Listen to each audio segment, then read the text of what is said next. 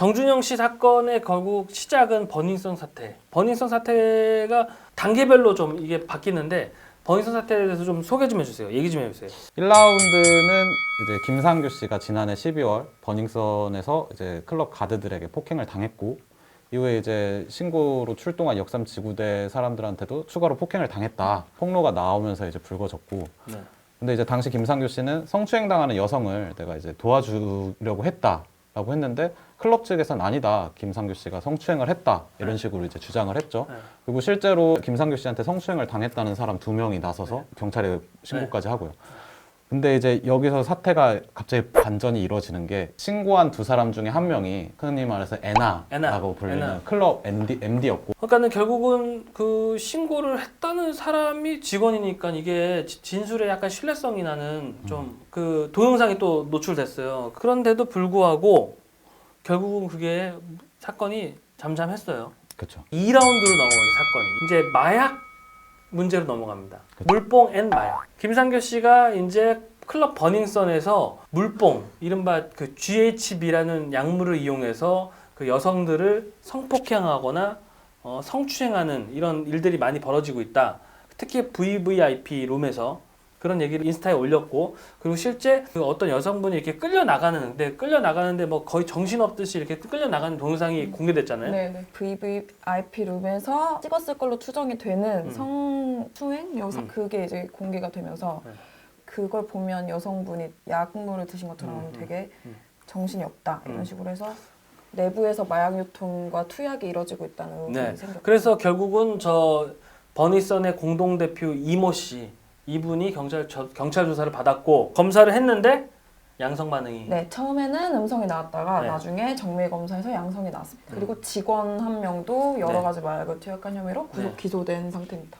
그 버닝썬 철거를 몰랐던 거 기사가 있죠. 그것 좀 설명해 주세요. 버닝썬이 지난달 17일에 영업을 중단을 하고 이제 내부 철거에 들어갔다는 소식이 있어가지고 18일 오전과 이제 12시 이렇게 해서 제가 그 현장에 있었는데 경찰분들한테 전화를 하니까 전혀 몰랐다. 그리고 그 영업장인데 우리가 이미 뭐 압수수색도 끝난 마당에 왜 철거를 나가야 하냐는 대답을 들었죠. 그래서 이제 그때 광수대에서 현장 보존 요청을 해서 철거하는 작업은 중단된 상태입니다. 근데 거기서 이제 여기서 또 미성년자 문제가 또 등장을 합니다. 버닝썬에서 돈을 잘 쓰는 미성년자를 출입을 허용한다.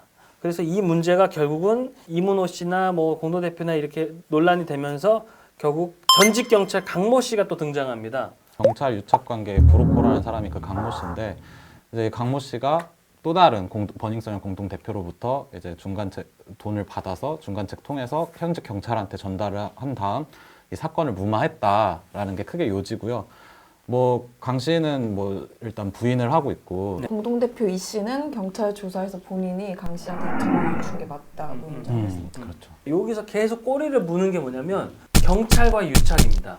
뭔가 다 경찰이 무마해요. 여기서 이제 경찰이 이제 사태의 심각성을 알고 그러니까 수사를 이관했습니다. 이관했습니다. 이관했어요. 서울경찰청 광역수사대가 수사를 직접 챙기는 걸로 이관을 했습니다. 그 다음에 이번에 3라운드로 갑니다. 이제 드디어 승리가 나오기 시작합니다. 승리가 그동안 방송에서 그 클럽 버닝썬에 대해서 클럽의 직접 운영을 관여하고 있다라고 얘기를 했어요. 그런데 이번 사건 터지니까 나는 경영에 관여하지 않았다라고 또 입장을 바꿨어요.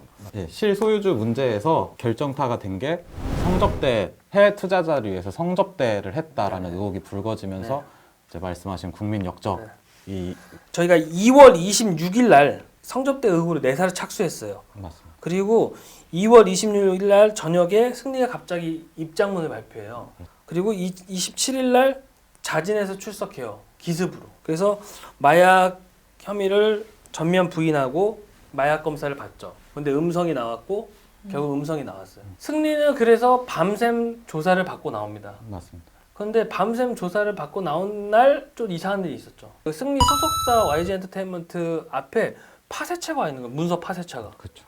뭐지? 라고 생각했고 저희가 기사에서 보도를 했고 결국 양현석 대표도 자신의 인스타에서 입장을 밝혔어요. 매월 분기별 해서 정기적으로 파쇄를 하고 있다라고 얘기했어요. 이건 파쇄업체 관계자의 멘트인데요. 9시 이후에서부터 작업을 시작하고요. 만약 새벽에 작업을 할 경우에는 돈을 더 줘야 된답니다. 그 사람들의 관심이 쏠리는 기업들이 주로 이렇게 이용한다고 하는데 그런 일도 있었습니다. 그래서 승리 측도 다 혐의를 부인했고 그리고 승리가 갑자기 군대를 가겠다고 또 발표를 하잖아요. 그때 당시에 보면 2주 정도 남았는데 군대를 가버리면은 이 승리의 수사가 군으로 넘어가기 때문에 경찰이 자유롭게 수사할 수 있는 거는 2주밖에 없다는 거예요. 드디어 대망의 4라운드. 갑자기 카카오톡 메시지가 공개됩니다. 결국 거기서 승리가 발목을 잡혀요. 네, 그 해당 카톡을 보면 이제 승리가 그 유리홀딩스 공동 대표였던 유모 씨가 있는 그 카톡방에서 클럽 아레나에 자리를 마련해라. 그리고 여자를 뭐 이렇게 잘 주는 애들이라는 말을 써서 준비를 하라는 식으로 성접대를 암시하는 이제 카톡을 보냈다는 사실이 보도가 됐고 그 이후에 경찰이 이제 내사에 착수를 했죠. 승리를 그쵸. 알선 혐의로.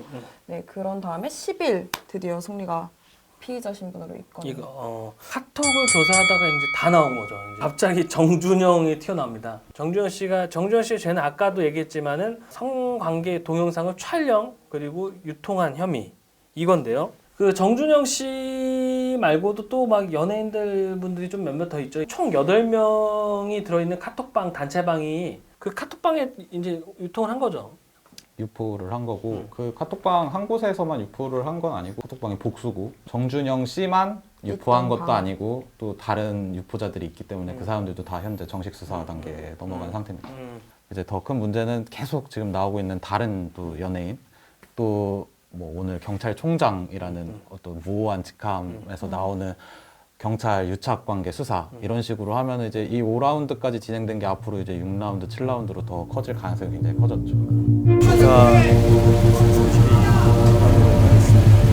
진실된 답변으로 성실하게 조사 임하겠습니다.